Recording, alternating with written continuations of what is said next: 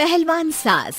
मधु की शादी के कुछ सालों में ही उसके पति की मृत्यु हो जाती है, जिसके बाद उसके ऊपर सास की जिम्मेदारी आ जाती है और वो अब अपनी सास के साथ घर में अकेली रहती है। मम्मी, नाश्ता बना दिया है, टाइम से खा लेना। दोपहर का खाना शीला आकर बना देगी। मैं ऑफिस जा रही हूँ। अरे क्यों उस टेप रिकॉर्डर पर पैसे खर्चा करती हो? इतना काम मैं खुद भी कर सकती हूँ। हाँ हाँ बिल्कुल। आधे समय तो जोड़ों के दर्द की दवाई खाती हो और फिर काम करने की बात करती हो। दवाई खाती हो तो क्या, मैं अभी भी अकेली 10 पर भारी हूँ। हाँ हाँ मैंने मान लिया। मधु घर से चली जाती है, जिसके बाद सास नाश्ता कर दवाई लेकर टीवी देखने बैठ जाती है। दोपहर को शीला घर आती है। अरे क्यों माँ जी, आज किस बात से मेरी नौकरी बची? अरे चल, ज्यादा बक बक मत कर, काम कर अपना।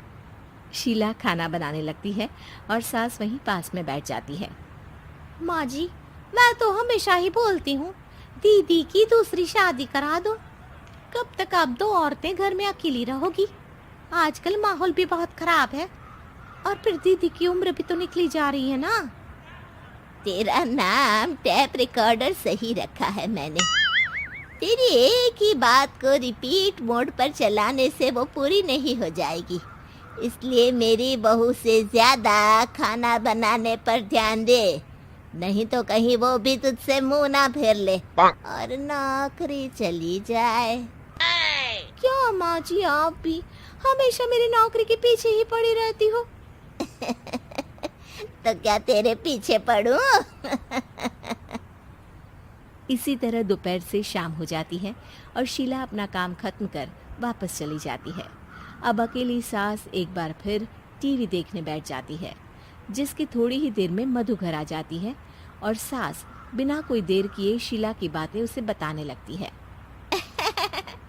मम्मी, आप भी ना किसी बच्चे से कम नहीं हो, जिसके पास हमेशा शीला को लेकर कोई ना कोई बात रहती ही है। अब बस भी करो ना, इतनी बुरी नहीं है बेचारी। अरे मैंने कब कहा बुरी है, बस उसकी बातें करके मुझे बड़ा मजा आता है।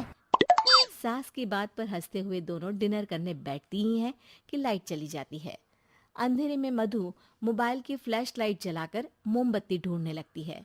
तभी उसे हॉल में कुछ गिरने की आवाज आती है। मम्मी, आप अंधेरे में इधर उधर क्यों घूम रही हो? अरे तेरे पीछे ही तो खड़ी हूँ। हाँ, अगर आप यहाँ हो तो वो हॉल में सामान कैसा गिरा? भूत आया।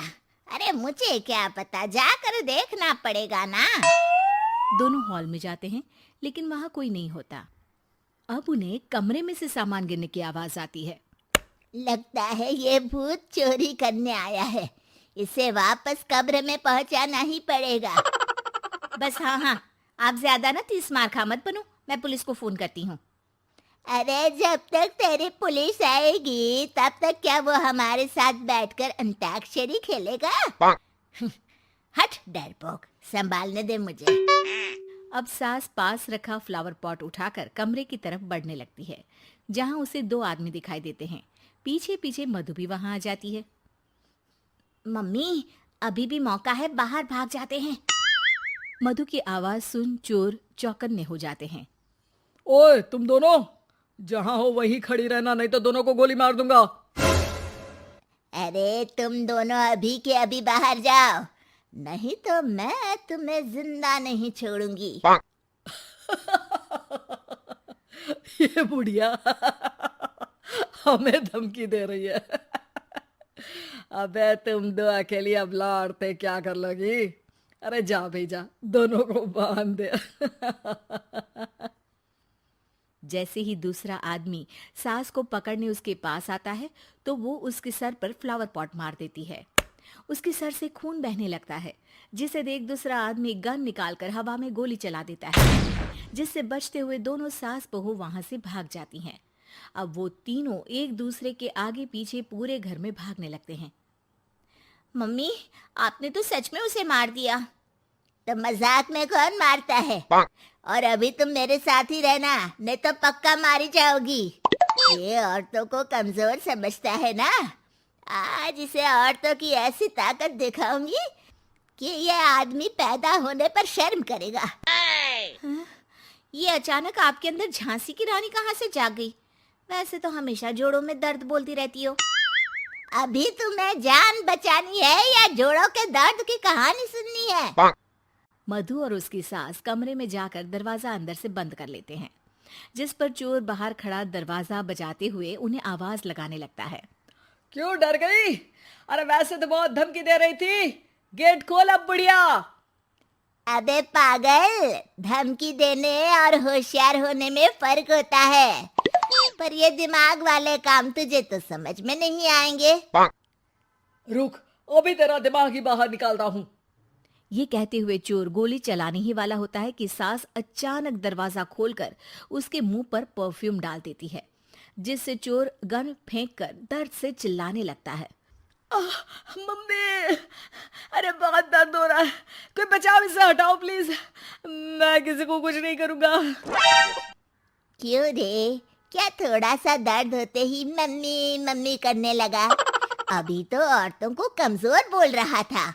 भूलियो मत, एक औरत ने ही तुझे इस दुनिया में जन्म दिया है, और वो भी तुझे ये दर्द हो रहा है ना, उससे लाख गुना ज्यादा दर्द सहकर।